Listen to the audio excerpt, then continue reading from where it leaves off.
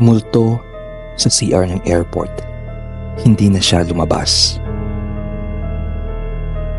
Welcome sa Horror Tales PH, kwentong kababalaghan.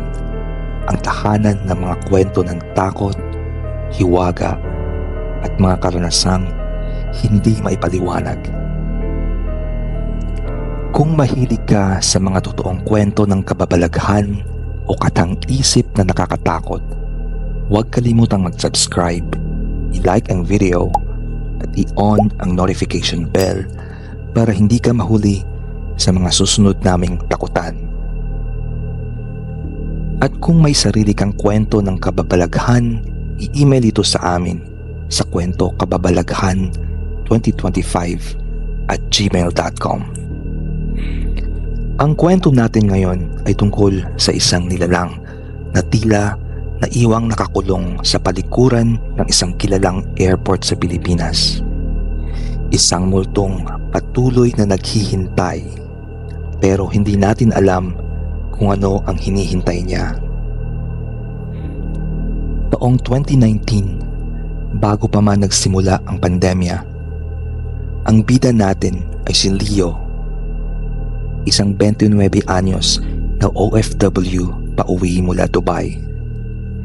Pagkarating sa NAIA Terminal 1, agad siyang nagtungo sa restroom dahil sa matagal na biyahe. CR's arrival area, medyo luma, tiles ay may bahid ng lumang mansa, amoy disinfectant at luma ng sahig. May 3 cubicles, 2 urinals. Pagpasok niya sa loob, siya lang mag-isa. Tahimik, maliban sa tunog ng malamig na hangin mula sa exhaust fan. Pinili niya ang pinakadulong cubicle. Makalipas ang ilang minuto, bigla siyang nakarinig ng mabagal na yabag. Parang may pumasok. Tumingin siya sa ilalim ng cubicle. May itim na sapatos. Luma, leather, parang formal. Pero walang anino. Paglabas niya, wala siyang nakita. Bukas ang lahat ng cubicle. Walang laman. Pagtingin niya sa salamin, may lalaki nakatayo sa likod niya.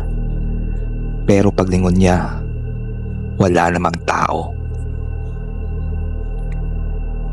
Ang itsura nito sa salamin, lalaki. Nakasuot ng barong, may dugong tumutulo sa gilid ng noo. Maputla, parang namatay sa takot.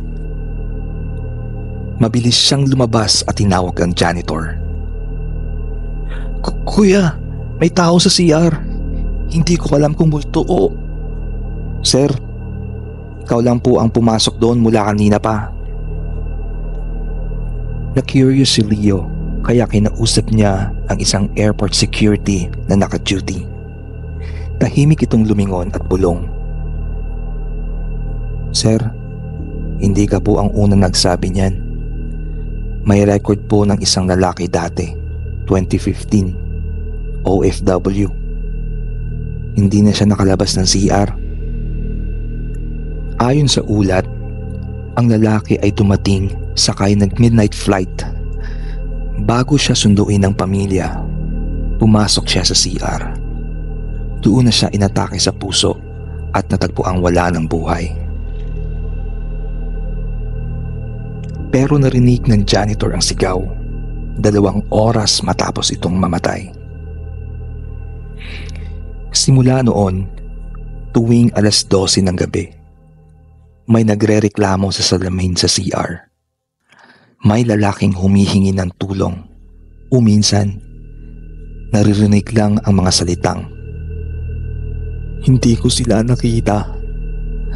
Nasaan ang sundo ko?" Si Leo, di na muling gumamit ng CR sa airport kahit ilang beses pa siyang bumalik. Pero ang nakakatakot, ilang buwan lang ang nakalipas.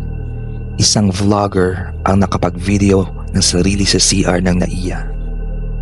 Sa video, Sa mismong salamin sa likod niya, may nakangiting lalaki sa barong pero walang taong nakatayo sa likod niya sa totoong buhay.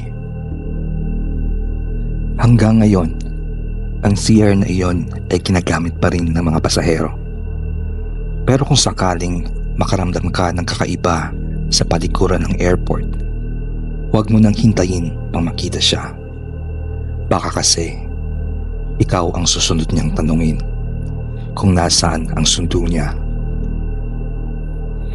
Kung nagustuhan mo ang kwento, huwag kalimutang i-like, mag-subscribe at mag-comment ng Multo sa CR sa baba kung gusto mong marinig ang mga kwentong gaya nito. May sarili ka bang kwentong katatakutan? Ipadala sa kwentokababalaghan2025@gmail.com. Ito ang Horror Tales PH, kwentong kababalaghan. Hanggang sa susunod na takutan.